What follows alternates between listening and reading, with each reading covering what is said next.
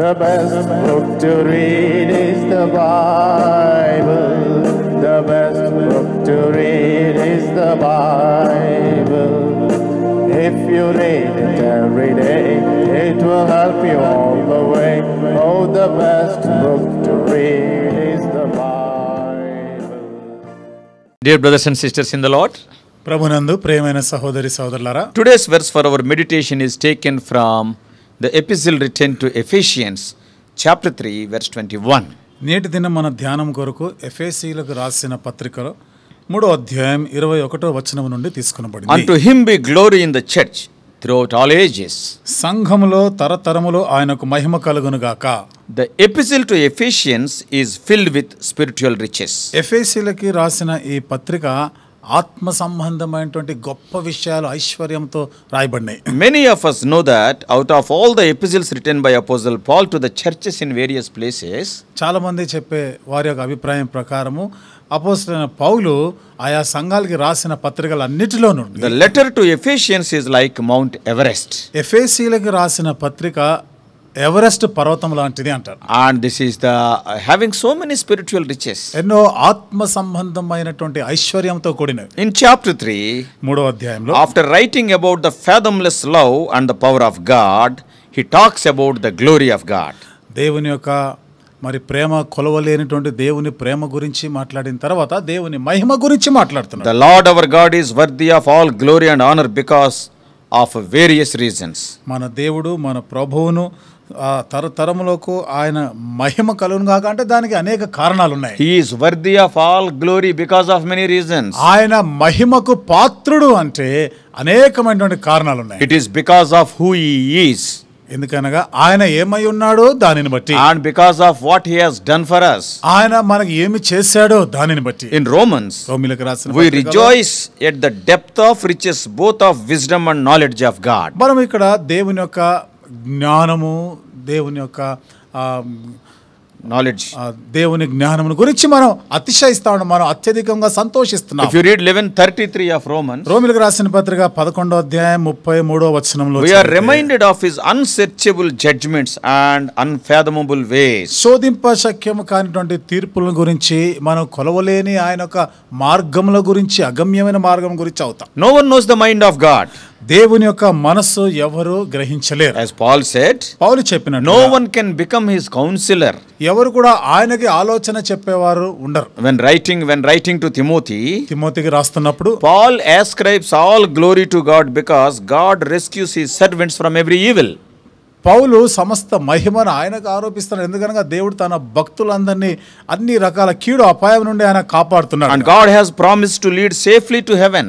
దేవుడు వారిని పరలోకానికి ఎంతో క్షేమంగా తీసుకొని వెళ్తాడని వాగ్దానం చేశాడు. Similarly, Peter also rejoiced in the glory of God. అదే విధంగా పేతురు కూడా దేవుని మహిమను బట్టి సంతోషించాడు. John also speaks of his glory in the book of Revelation. యోహాను కూడా ప్రకటన గ్రంథంలో ఆయన మహిమను గురించి సంతోషిస్తూ So we can మాట్లాడుతున్నాడు. see Paul's spontaneous outburst of worship and praise in this passage. కాబట్టి ఈ భాగంలో పౌలు తాను ఓపిక వస్తున్నటువంటి ఆరాధనతో కూడిన మాటలతో చెప్తున్నాడు. In the verse for our meditation today, మన ధ్యానం కొరకైనటువంటి వచనంలో my burden is I want to see 4 important things. ఇక్కడ నా భారము ఒక 4 ప్రాముఖ్యమైన సంగతుల గురించి. Number 1, మొదటిది, to whom the glory to be given.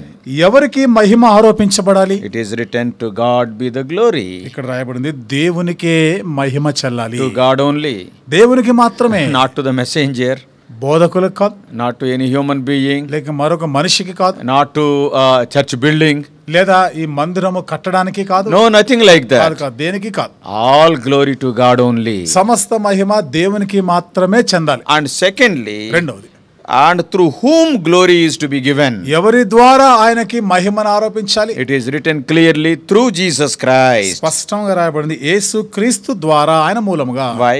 ఎందుకు? Of him, through him, and to him are all things.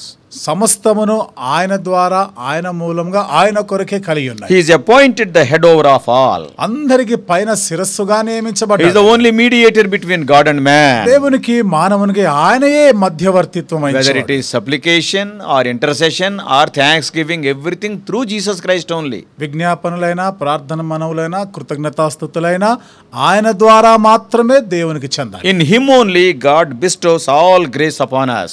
ఆయన యందే సర్వ కృపని ఆయన మనకు అనుగ్రహిస్తున్నాడు. In Him all our words and works are sanctified. ఆయన యందే మన యొక్క క్రియలు, మన యొక్క మాటలన్నీ కూడా పరిశుద్ధపరచాలి. Whatever we do in the service of God, if it be done in the name of Lord Jesus Christ, దేవుని సేవలు మనం చేసేది ఏదైనా యేసుక్రీస్తు నామమందు చేస్తే, and if we do it in dependence upon Him and through His mediation and lordship, ఆయన పైన ఆధారపడి ఆయన యొక్క మధ్యవర్తిత్వం వహించే ఆయన పైన, ఆయన ప్రభుత్వం పైన ఆధారపడి చేస్తే, yes, the God will accept it.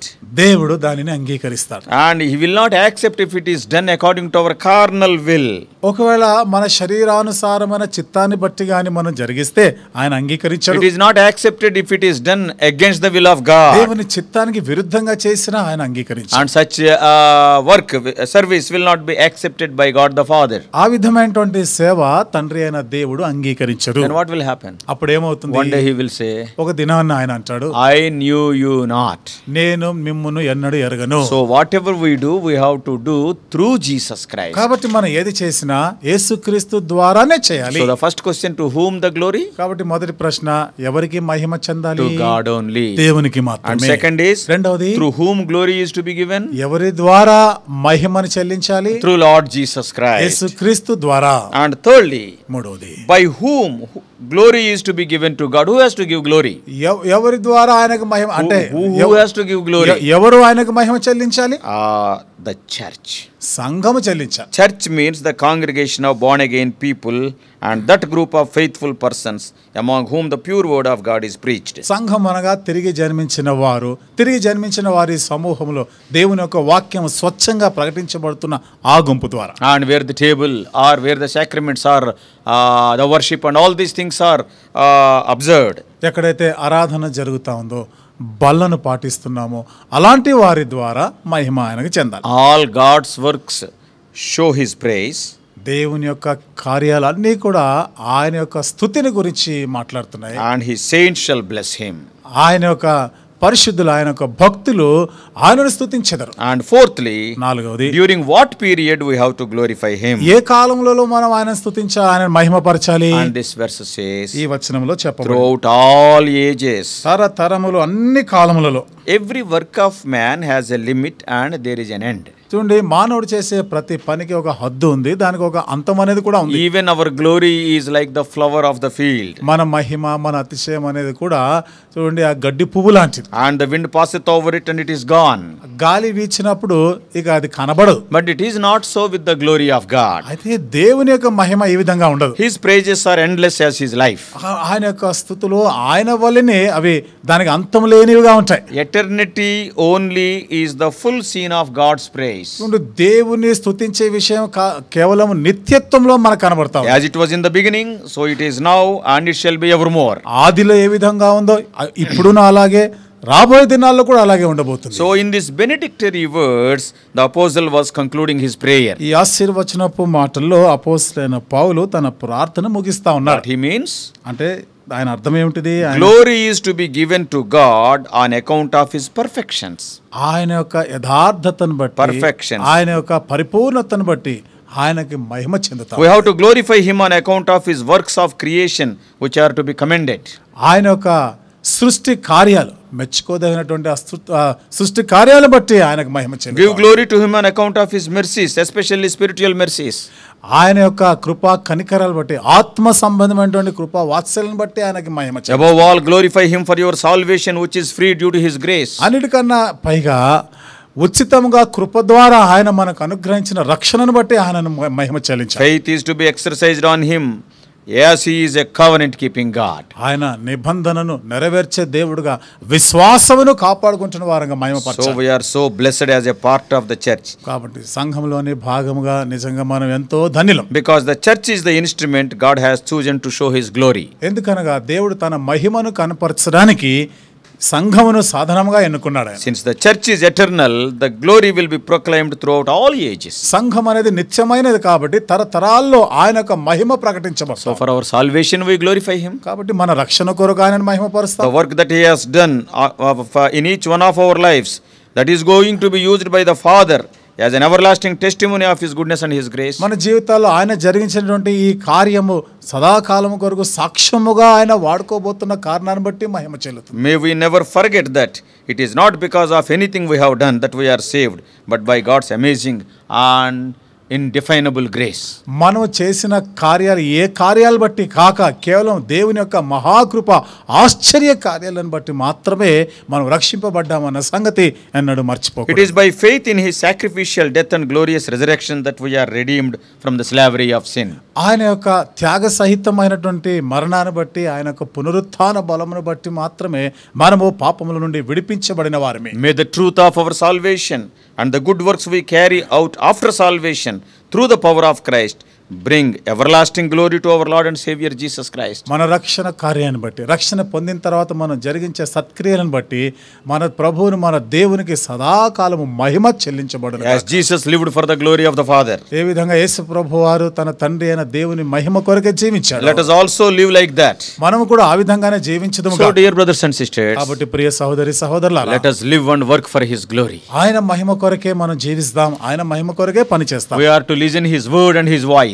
ఆయన యొక్క మాటలు ఆయన యొక్క స్వరము మనం వినవలసిన We are to do his will and glorify his name. ఆయన చిత్తమును జరిగిస్తూ ఆయన నామమునకు మహిమ తెచ్చు వారముగా ఉండాలి. May the face of our Lord Jesus Christ and the love of God the Father and the fellowship of the Holy Spirit be with us, all of us, now and forevermore. కాబట్టి ప్రభు అయిన యేసుక్రీస్తు ప్రభువారి యొక్క ఆ కృప తండ్రి అయిన దేవుని యొక్క ప్రేమ పరిశుద్ధాత్మక అన్యోన్య సహవాసం ఎల్లప్పుడూ మనందరితో కూడా ఉండునుగా. May we be true to our call in bringing glory to God. దేవునికి మహిమ తీసుకొని వచ్చే విషయంలో మనకు ఏదైతే పిలుపు ఇవ్వబడిందో నమ్మకంగా ఉందుముగాక. May God help us. దేవుడు మనకి సహాయం చేయనుగాక.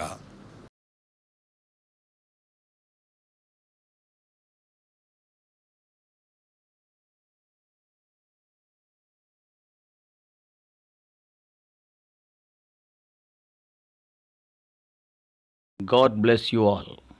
Please subscribe for more spiritual messages on YouTube channel John Victor Hebron.